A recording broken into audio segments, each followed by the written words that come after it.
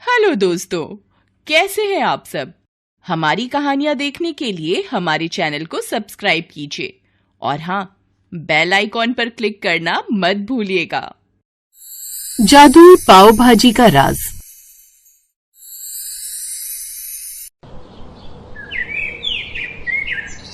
ये कहानी सविता की है, जो अपनी 1.5 साल की छोटी सी बेटी के साथ एक पुरानी झोपड़ी में रहती थी। वो हर सुबह अपना पाव भाजी का ठेला लेकर गांव की गली गली घूमती और पाव भाजी बेचती थी। पाव भाजी ले लो, गर्मा गर्म पाव भाजी, एक बार खाओगे तो बार बार आओगे। एक बार इस गरीब की पाव भाजी खाकर देखो, अगर स्वाद ना आए तो पैसे वापस, और अगर स्वाद आ जाए तो अगले दिन दोबारा पैसे लेकर आ जाना। पाव भाजी ले लो, पाव भाजी। इस तरह सविता हर गली में अपना पाव भाजी का ठेला लेकर घूम रही थी कि तभी गांव के एक पेड़ के नीचे उसे एक बूढ़ा व्यक्ति नजर आता है, जो भूख से व्याकुल हो रहा था। उसे देख सविता उस आदमी के पास जाती है और कहती है, अरे बाबा, आप इस कड़कती धूप में यहाँ क्यों बैठे हैं? देखिए, आप पसीने से तरबतर हो गए और आपकी सांस भी बहुत तेज चल रही है। आपका घर कहाँ है, मुझे बताइए, मैं आपको अपने सहारे से आपके घर पहुँचा देती हूँ। बेटी, मेरा कोई घर नहीं है। मेरा एक बेटा और एक बहू है। उन्होंने शहर में अपना घर ले लिया और गांव का घर बेच दिया। जब मैंने उनके पास जाने की बात की तो बहू ने साफ कह दिया कि उनके घर में मेरे लिए जगह नहीं है। इसलिए अब मैं न तो अपने बच्चों के पास जा सकता हूँ और न ही अपने घर शहर जाने के लिए परिवार की जरूरत होती है, जिसे मेरे बेटे बहू ने पहले ही मना कर दिया। और गांव में रहने के लिए छत की जरूरत होती है, जो मेरे पास है नहीं। मैं तो अब ऊपर वाले के सहारे जी रहा हूँ। कोई मुझ गरीब पर तरस खाकर कुछ खाना दे देता है तो खा लेता हूँ, नहीं तो भूखा प्यासा यहीं पड़ा रहता हूँ। सविता उस बूढ़े आदमी की बात सुनकर बहुत दुखी होती है और उनसे कहती है, बाबा, अब आप फिक्र मत कीजिए, मैं हूं ना, आज से आप मेरे साथ मेरे घर में रहेंगे। आप मेरे पिता के समान हैं। वैसे भी इस दुनिया में मेरी बेटी के अलावा मेरा कोई नहीं है। आप मेरे साथ चलिए। सविता उस बेसहारे बूढ़े आदमी को सहारा देकर अपनी छोटी सी झोपड़ी में ले आती है। वो बूढ़ा आदमी, जिसका नाम दीनदयाल था, सविता की ममता देखकर भावुक हो जाता है। सविता अपनी छोटी बेटी को उनकी गोद में डाल देती है और खुद रसोई में भाजी बनाने की तैयारी करने लगती है। बाबा, आप बिल्कुल फिक्र मत करो, मेरी छोटी सी झोपड़ी है पर दिल बहुत बड़ा है। आप यहाँ आराम से रहो, मैं अभी आपके लिए गर्मा गर्म पाव भाजी लगाती हूँ।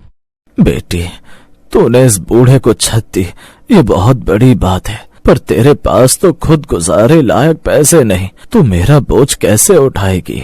बाबा, 2 रोटी मैं खाती हूँ, आधी ये बिटिया खाती है, अब 2 आप खा लेना। बरकत तो ऊपर वाला देता है। आप बस इस बच्ची को संभालो, मैं काम पर ध्यान दूंगी।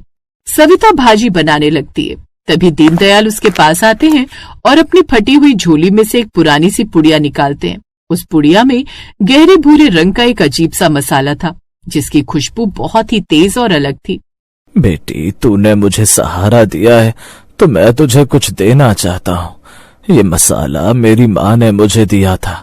वो कहती थी कि ये सिर्फ स्वाद नहीं, बल्कि इंसान की नीयत बदल देता है।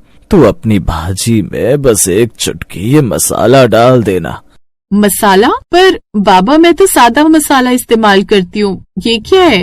ये क्या है, ये तो वक्त बताएगा। बस मेरी बात मान और इसे डाल दे। सविता ने बाबा की बात मानकर भाजी में वो मसाला डाल दिया।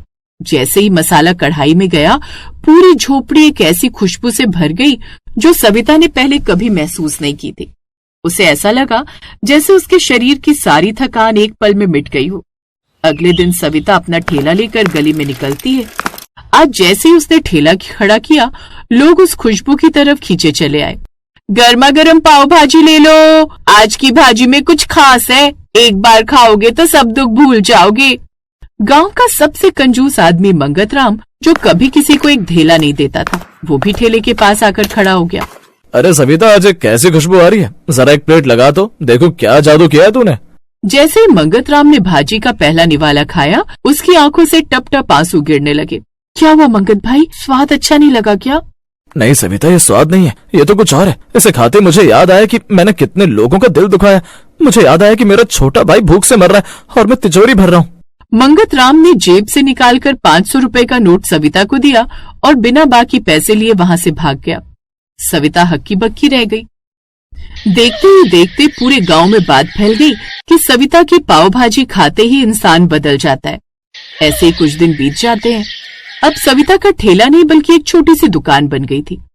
दीनदयाल बाबा दुकान पर ही बैठते और छोटी बिटिया को खिलाते।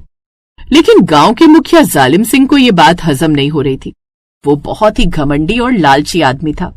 ये औरत क्या जादू टोना कर रही है? लोग इसके यहाँ जाते हैं और अपनी जमीनें गरीबों के नाम कर रहे हैं। कोई दान दे रहा है तो कोई अपनी गलती मान रहा है। मेरा रुतबा खत्म हो रहा है। आज रात को इसकी दुकान पर जाकर पता लगाओ कि माजरा क्या है। रात के अंधेरे में जालिम सिंह के आदमी सविता की दुकान में घुस गए। उन्होंने रसोई की तलाशी ली और उन्हें वो पुरानी पुड़िया मिल गई। मालिक, मिल गया। यही वो जादुई मसाला है। इसी को खाकर लोग पागल हो रहे हैं। लाओ इधर। अब मैं इसे अपनी पार्टी के खाने में मिलवाऊंगा ताकि सब लोग मेरे गुलाम बन जाएं। अगले दिन जालिम सिंह ने गांव में एक बड़ा भोज रखा। उसने सोचा कि ये मसाला सबको उसका भक्त बना देगा। उसने रसोइयों से कहकर ढेर सारा मसाला खाने में मिलवा दिया। दोपहर को पूरा गांव खाना खाने पहुंचा। भाइयों, खाना शुरू करो। आज मुखिया जी की तरफ से दावत है। जैसे ही गांव वालों ने पहला निवाला खाया, सन्नाटा छा गया। लेकिन जालिम सिंह जैसा सोच रहा था वैसा नहीं हुआ। लोग उसकी तारीफ करने की बजाय एक एक करके खड़े होने लगे और जालिम सिंह को गुस्से से देखने लगे। मुखिया जी, आज ये खाना खाकर मुझे याद आया कि आपने मेरी जमीन धोखे से हड़पी थी। मुझे अपनी मेहनत के पैसे चाहिए। हाँ, मुझे याद आया कि आपने गांव के स्कूल के पैसे खाए थे। मसाला अपना काम कर रहा था। वो मसाला जादुई इसलिए था क्योंकि वो इंसान के अंदर दबे हुए सच को बाहर ले आता था। जालिम सिंह खुद भी वही खाना खा चुका था। अचानक वो नीचे गिर गया और रोने लगा। मुझे माफ कर दो, मैंने बहुत पाप किए हैं। ये मसाला मुझे जीने नहीं दे रहा। मेरा सीना फट रहा है सच बोलने के लिए।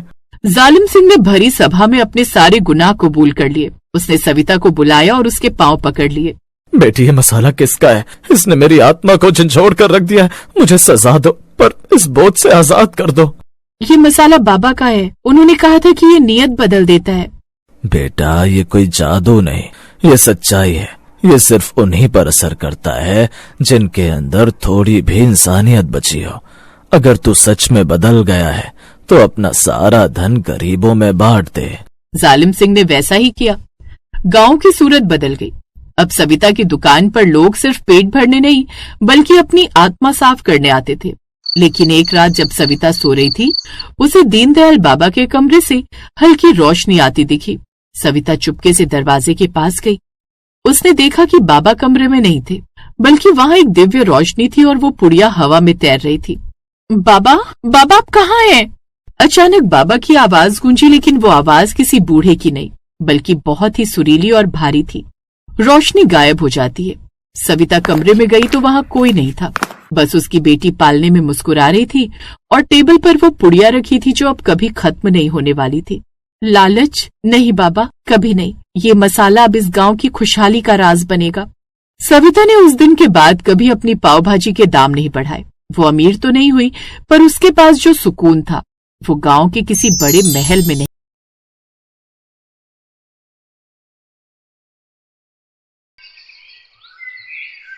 पाव भाजी आ गए रे भाई। बम्बई की मशहूर पाव भाजी अपने गांव आ गई भाई। आ जाओ भैया। ए भैया बताओ। हाँ भाई साहब बताओ, कितनी प्लेट लगा दूं? ए भाई, अकेला आया हूं तो एक ही प्लेट लगाओगे ना यार। और सुनो, जरा एक बात तो बताओ, तुम्हारा ठेला तो यहाँ कई सालों से देख रहा हूं मैं, फिर तुम्हारी पाव भाजी बम्बई कब होकर आ गई भाई? अरे भैया, पाव भाजी नहीं बल्कि मैं होकर आया हूं बम्बई। वहां पूरे 6 महीने एक होटल में काम सीखा। और काम क्या, सच बोलूं तो पूरा दिल लगाकर ये पाव भाजी बनाना ही सीखा मैंने। आपने मेरे बाबा को देखा होगा यहाँ पर ठेला लगाते। मैंने तो बस अभी अभी काम संभाला है। हाँ, जानता हूँ तुम्हारे बाबा को। भोला यही नाम है ना उनका?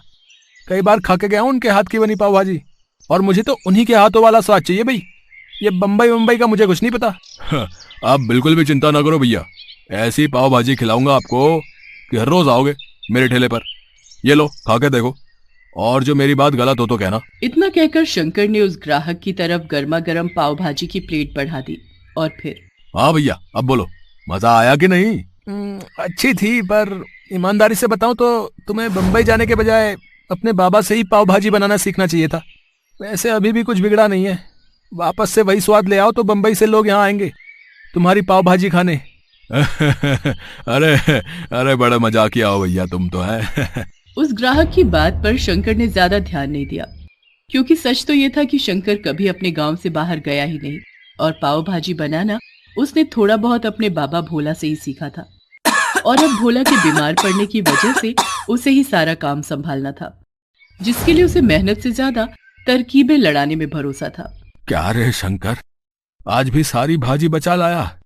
क्या चक्कर है? तू ठेला लगाता भी है या नहीं? बाबा कसम से पूरा दिन खड़ा रहा धूप में, पर मुश्किल से 2-4 लोग ही खाकर गए। ऊपर से चिल्ला चिल्ला कर मेरा गला और फटेबाज जैसा हो गया। तो जरूरत क्या थी इतना हल्ला मचाने की?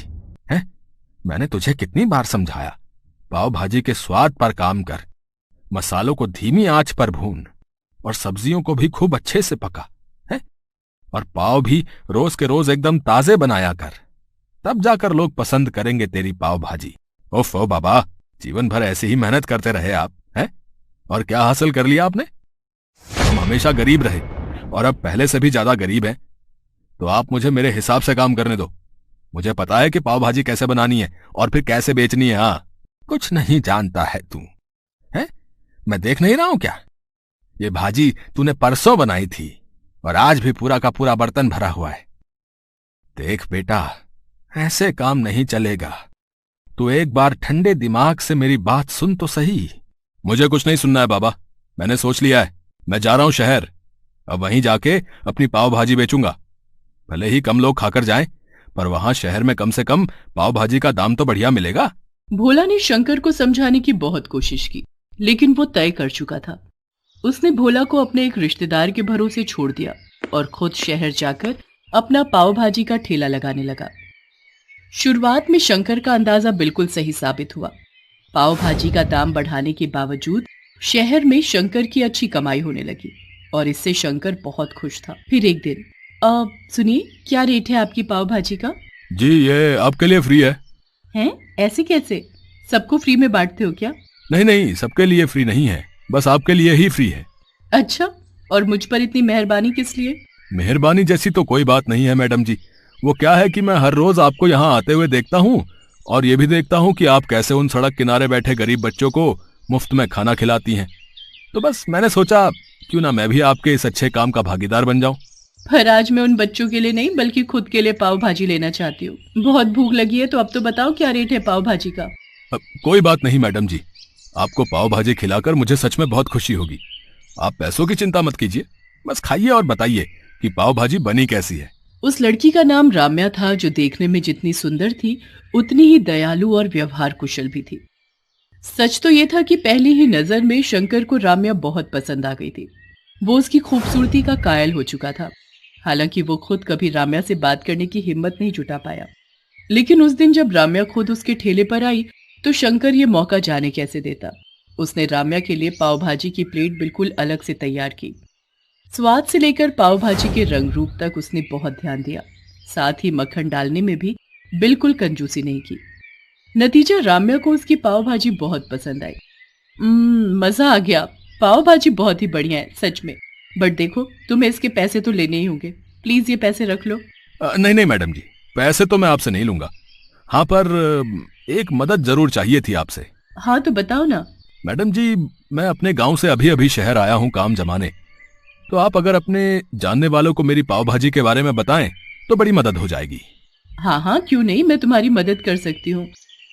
मैं आईटी कंपनी में जॉब करती हूँ और इसके अलावा एक संस्था के लिए भी काम करती हूँ, जो हर रोज कई सारे गरीब और अनाथ बच्चों के लिए खाने का इंतजाम करती है। मैं वहां तुम्हारी बात करवा सकती हूँ, तुम्हारी भी अच्छी कमाई हो जाएगी और इस बहाने बच्चे भी तुम्हारी पाव भाजी खाकर खूब खुश हो जाएंगे। शंकर को और क्या चाहिए था? अच्छी कमाई के साथ साथ उसे राम्या का साथ भी मिल रहा था। राम्या बहुत ही मिलनसार और दरियादिल थी।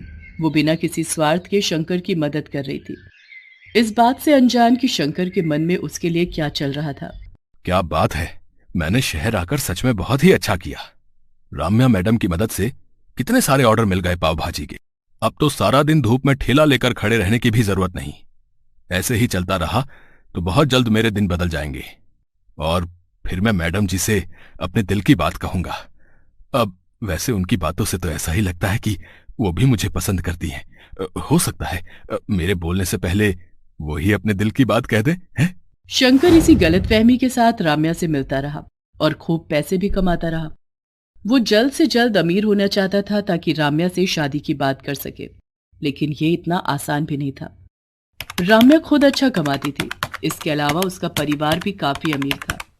बातों ही बातों में शंकर ये सब जान चुका था, इसीलिए अब वो ज्यादा पैसे कमाने के लिए कुछ भी कर। राम्या सुनो, वो पाव भाजी वाला वेंडर, क्या नाम था उसका? हाँ शंकर, उसे आगे से ऑर्डर मत देना। लेकिन क्यों सर, कोई प्रॉब्लम है क्या? अगर बजट का इशू है तो मैं कुछ। नहीं, प्रॉब्लम उसकी पाव भाजी में है, जिसे खाकर बच्चों को फूड पॉइजनिंग हो रही है। कई बच्चों की तो क्रिटिकल सिचुएशन है। लेकिन सर, ये सब किसी और वजह से भी तो हो सकता है। अब मुझे नहीं लगता कि शंकर की पाव भाजी में कुछ प्रॉब्लम है, क्योंकि सर मैं खुद लगभग हर रोज उसकी पाव भाजी खाती हूँ। मैंने खुद उसके पास से आई पाव भाजी का सैंपल टेस्ट किया है राम्या, और ये बिल्कुल सच है कि उसकी पाव भाजी खाने के लायक तो बिल्कुल नहीं है। राम्या को ये सब जानकर झटका लगा।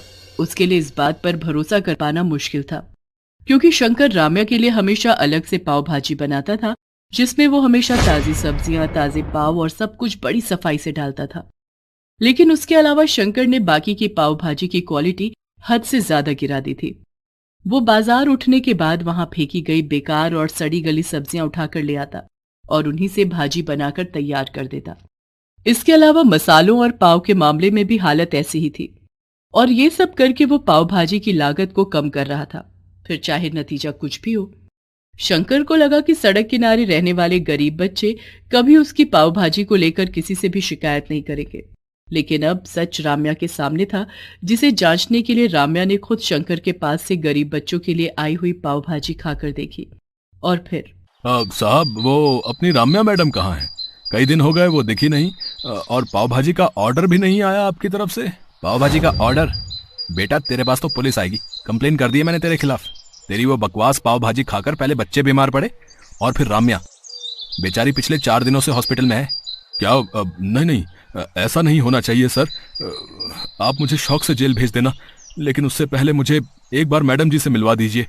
आपका बड़ा एहसान होगा मुझ पर। मैं एक बार उनसे माफी मांगना चाहता हूँ, और ये तसल्ली भी करना चाहता हूँ कि वो ठीक है। शंकर की आंखों में आंसू थे, जिन्हें देखकर एनजीओ मैनेजर का दिल पसीज गया और वो उसे राम्या से मिलवाने हॉस्पिटल लेकर गया। लेकिन राम्या ने शंकर से मिलने से साफ इनकार कर दिया। अब वो कभी उसकी शक्ल भी नहीं देखना चाहती थी, और यही शंकर के लिए उसके लालच की सबसे बड़ी सजा थी। हेलो दोस्तों, कैसे हैं आप सब? हमारी कहानियां देखने के लिए हमारे चैनल को सब्सक्राइब कीजिए और हाँ, बेल आइकॉन पर क्लिक करना मत भूलिएगा।